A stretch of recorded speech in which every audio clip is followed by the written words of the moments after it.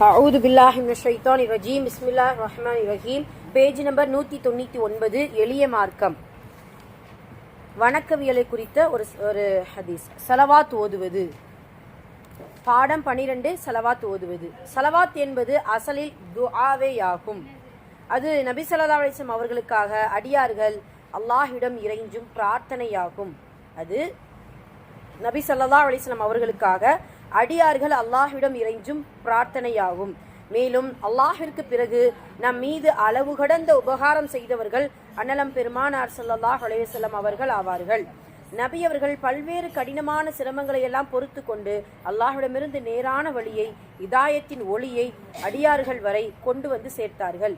அப்படி அவர்கள் சிரமங்களை மேற்கொள்ளாமல் இருந்திருந்தால் இன்று நாம் அல்லாஹ்வை வணங்குவதற்கு பதிலாக குஃப்ரிலும் ஷிர்கிலும் வழிகேட்டிலும் இருந்திருப்போம். நமக்கு கிடைத்துள்ள இந்த மாபெரும் ஈமானின் செல்வம் அனைத்தையும் விட மிகப்பெரிய நிஅமத்தாகும். ஈமானின் செல்வம் மிகப்பெரிய நிஅமத்தாகும். இது அன்னலாரின் பொருட்டாலேயே கிடைத்துள்ளது. எனவேதான் அல்லாஹுக்கு பிறகு மிகப்பெரிய உபகாரி நபி அவர்கள்தான் என கூறப்படுகிறது. நாம் அவர்களின் இந்த உபகாரத்திற்கு நன்றி செலுத்த வேண்டும். மேலும் அல்லாஹ் அவர்களை தனது விசேஷமான ரஹ்மத்தாலும் பரக்கத்தாலும் அலங்கரிக்க வேண்டுமென துஆ செய்வதுடன் அவர்களுடைய அந்தஸ்தை மிகவும் உயர்த்த வேண்டும் எனும் துஆ செய்ய வேண்டும். இவ்வாறு துஆ செய்வதற்குத்தான் ஸலவாத் என்று கூறப்படுகிறது. ஸலவாத் ஓதுவதற்கு மிகப்பெரிய சிறப்புகள் உள்ளன. ஒரு ஹதீஸில் நபி ஸல்லல்லாஹு அலைஹி வஸல்லம் அவர்கள் அருளினார்கள், எவர் என் மீது ஒரு தடவை ஸலவாத் ஓதுவாரோ அவர் மீது அல்லாஹ் 10 ரஹமத்துகளை இறக்குகிறான். அவரது 10 பாவங்களை மன்னிக்குகிறான். மேலும் அவர்களுக்கு 10 பதவி உயர்வுகளை வழங்குகிறான். மற்றொரு ஹதீஸில் அறிவிக்கப்பட்டுள்ளதாவது, அல்லாஹ்விடம் எண்ணிலடங்கா வானவர்கள் உள்ளனர். அவர்களில் அதிகமானோர் பூமியில் சுற்றி கொண்டே இருப்பார்கள்.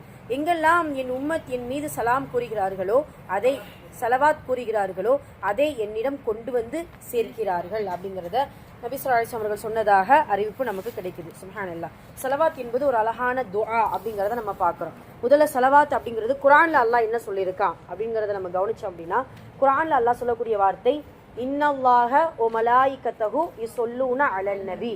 நிச்சயமாக அல்லாஹ்வும் மலக்குமார்களும் நபியின் மீது ஸலவாத் சொல்கிறார்கள்.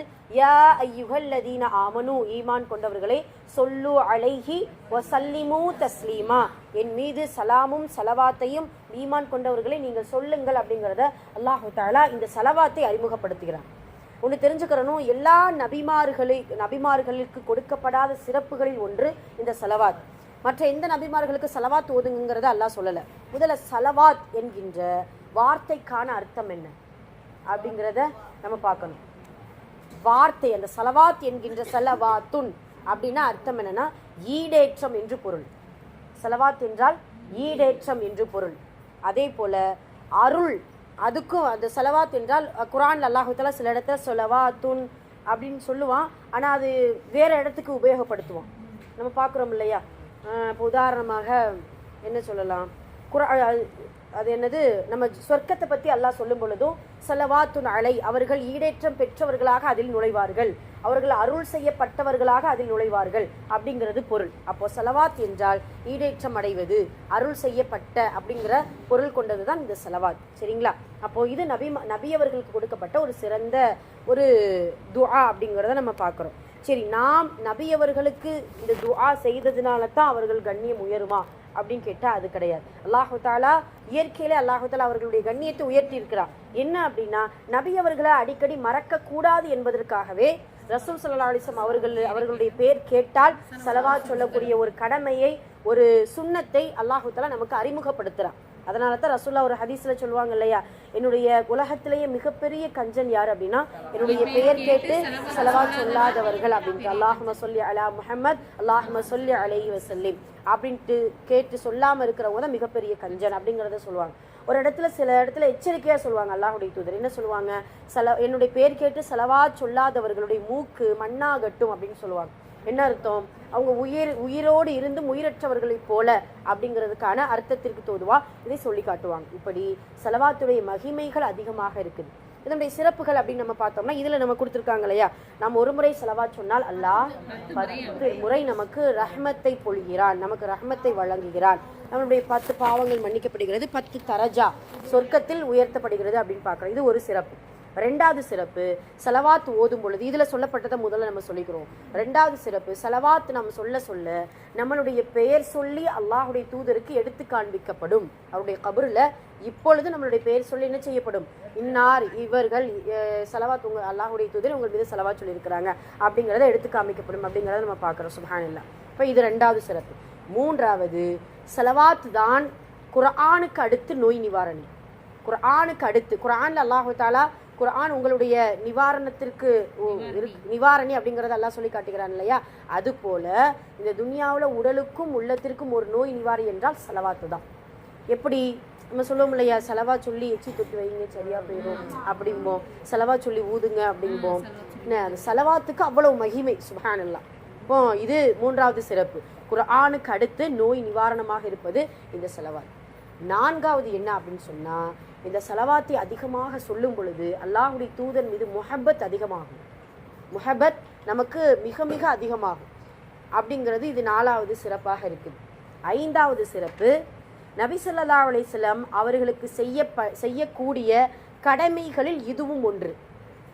நமக்கு ரசூலுல்லாஹ் நிறைய உபகாரம் செஞ்சிருக்கிறாங்க, இதில் கொடுத்துருக்காங்க இல்லையா, அவங்க மட்டும் இல்லைனா ஈமான் எனும் பெரும் நிஅமத் நமக்கு கிடைச்சிருக்காது அப்படிங்கிறத இந்த கிதாபில் சொல்லி காட்டுறாங்க. இப்போ அல்லாஹுடைய தூதர் நமக்கு உபகாரம் செஞ்சதுனால அவங்களுக்கு பதில் உபகாரம் நம்மளால் ஈடு கொடுக்க முடியாது. ஆனால் அந்த ஸலவாத் என்பது அவர்கள் மீது செய்யக்கூடிய ஒரு கடமை.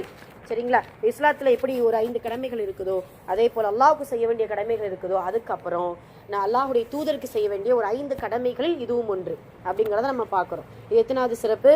5வது சிறப்பு. ஆமாம், 6வது சிறப்பு என்ன அப்படின்னு சொல்லும் பொழுது, இந்த ஸலவாத் நம்மளுடைய ஷஃபாத், அதாவது மறுமையில் நமக்கு ஷஃபாத் எனும் பரிந்துரையை பெற்றுத்தரும். ஷஃபாத் எனும் பரிந்துரையை பெற்றுத்தரும். சுப்ஹானல்லாஹ். இது 6வது சிறப்பு. 7வது சிறப்பு, ஹவுலுல் கௌசர் என்கின்ற நீர் தடாகத்தில் நீர் அருந்தக்கூடிய பாக்கியத்தை இந்த ஸலவாத் பெற்றுத்தரும். எதன் மூலியமா? கண்டிப்பாக அதிகமாக நம்ம ஸலவாத் சொல்லக்கூடிய உள்ளம் அல்லாஹுடைய தூதரின் சுன்னத்துகளை கண்டிப்பாக ஹயாத்தாக்கக்கூடிய உள்ளமாக அல்லாஹ் மாற்றி விடுவார். இந்த சுன்னத்துகளை நம்ம ஹயாத்தாக்கிட்டாலே போதும். அல்ஹம்துலில்லாஹ். பிதஅத்தான காரியத்திலிருந்து தடுத்து சுன்னத்துகளை செய்யும் பொழுது அல்லாஹ் மறுமை நாளில் 2 இடங்கள்ல ஹவுலுல் கௌசருடைய நீர் தடாகம் நமக்கு கிடைக்கும்ட்டு நம்ம ஒரு பயான்ல சொன்னோம். எந்தெந்த இடத்துல? மஹ்ஷர் மைதானத்துல, சொர்க்கத்துல. அந்த பயான்ல நம்ம 2 இடத்துல ரசூலுல்லாஹ் அவங்களுடைய திருக்கரத்தால் நமக்கு ஹவுலுல் கௌசர் நீர் தடாகம், ஒன்று மஹ்ஷர் மைதானத்துல தாகத்தால் தத்தளித்து கொண்டிருக்கக்கூடிய முக்மீன்களுக்கு, அவர்களுக்கு விருப்பப்பட்டவர்களுக்கு அல்லாஹ்வுடைய தூதர் கொடுப்பாங்க. 2வது சொர்க்கம் சென்ற பின்னும் ஹவுலுல் கௌசர் சொர்க்க வாசிகளுக்கு கொடுக்கப்படுமோ. சுப்ஹானல்லாஹ். ரசூலுல்லாஹ் என்ன செய்வாங்க? கொடுப்பாங்க அப்படிங்கிறது நம்ம பார்க்குறோம். அப்போ இது எத்தனாவது சிறப்பு? 7வது சிறப்பு. ஹவுலுல் கௌசர் என்கின்ற நீர்க்கடாக நமக்கு கிடைக்கும். அதே போல 8வது சிறப்பு, நம்மளுடைய காரியங்கள் நிறைவேற வேண்டும் என்றால் இன்ஷா அல்லாஹ் ஒரு நியத்தோடு ஒரு எண்ணிக்கைகள்லையோ இல்லை ஒவ்வொரு ஃபர்லு தொழுகைக்கு பின்னாடியோ இல்லை அந்த காரியம் நிறைவேறும் வரைக்கும் ஸலவாத்தை தொடர்ந்து நாம் ஓதும் பொழுது அந்த ஸலவாத்தின் பரக்கத்தினால நம்மளுடைய காரியங்கள் இன்ஷா அல்லாஹ் கட்டாயம் நிறைவேறிவிடும் அப்படிங்கிறத நம்ம பார்க்குறோம். இது நிதர்சனமாகவே நடந்திருக்கு.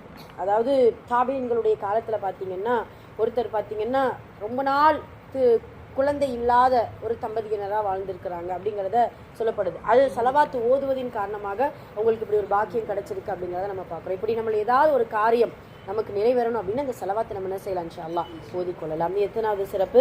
8வது சிறப்பு. 9வது சிறப்பு, ரசூல் ஸல்லல்லாஹு அலைஹி வஸல்லம் அவர்கள் இந்த உம்மத்தில் கேட்டுக்கொண்ட 2 விஷயம், அதில் ஒன்று இந்த ஸலவாத். அதிலே இது ஒரு அழகான சிறப்பு தான்.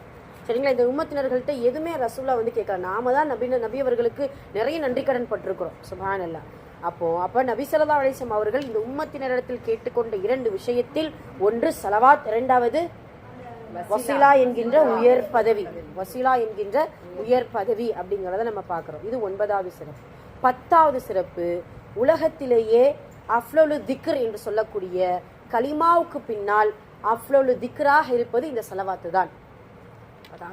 கலிமாவனா லா இலாஹ இல்லல்லாஹ் முஹம்மது ரசூலுல்லாஹ் என்கின்ற கலிமாவுக்கு பின்னால் உலகத்திலே மிகச்சிறந்த திக்ர் இந்த ஸலவாத். இப்படி நிறைய நிறைய நிறைய சிறப்புகளை இந்த ஸலவாத்திற்கு அல்லாஹு தாலா நமக்கு கொடுத்திருக்கிறார். அதனால் அந்த ஸலவாத்தின் மகிமையை உணர்ந்து இன்ஷா அல்லாஹ் நம்ம சொல்லக்கூடியவர்களாக இருக்க வேண்டும். எப்படி ஒரு நாளைக்கு நம்ம இஸ்திக்ஃபார் நம்ம ஓதுறதுக்கு நம்ம மேலே கடமை என்று சொல்றதை விட இஸ்திக்ஃபார் செய்யும்போது நம்முடைய பாவங்கள் மன்னிக்கப்படுமா, அதே போல ஸலவாத் சொல்வதின் மூலம் நிறைய நிறைய சிறப்புகளையும் நன்மைகளையும் அல்லாஹு தாலா தருகிறான். அது எப்படி முகம் பிரகாசமாகும், உள்ளத்தில் இருக்கக்கூடிய அந்த நோய்கள் எல்லாம் நிவர்த்தியாகும், நிறைய இருக்குது. இதில் என்ன சொல்லணும்னா கனவுல அது கூட ஒரு அழகான இதுதான். கனவுல அதிகமாக என்ன செய்யலாம் பார்க்கலாம் அப்படிங்கிறத நம்ம பார்க்குறோம். சரி, இந்த பாடத்தில் நமக்கு முக்கியமானது என்ன அப்படின்னா, முதல்ல ஸலவாத் என்றால் என்ன அப்படிங்கிறதுக்கு ஃபர்ஸ்ட் கொஸ்டின். ஸலவாத் என்பது அசலில் ஒரு துஆவாகும். அது நபி ஸல்லல்லாஹு அலைஹி வஸல்லம் அவர்களுக்கு அடியார்கள் அல்லாஹ்விடம் இறைஞ்சும் பிரார்த்தனையாகும். அப்படிங்கிறத மட்டும் எழுதினா போதும். ஸலவாத் என்பதனுடைய என்றால் என்ன என்பதற்கு.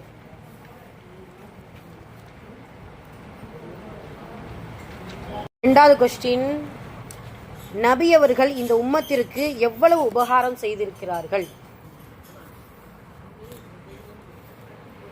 நபி அவர்கள் இந்த உம்மத்தினருக்கு செய்த உபகாரம் என்ன?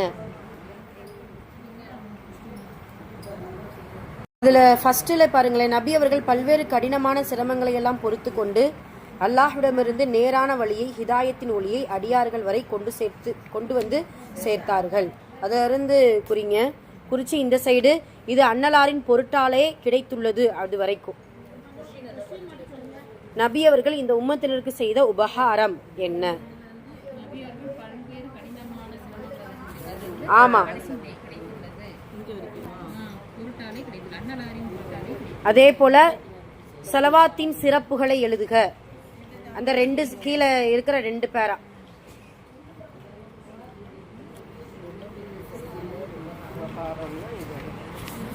மூணு கொஸ்டின் தான், சரிங்களா? அவ்வளவுதான். எதுங்கம்மா?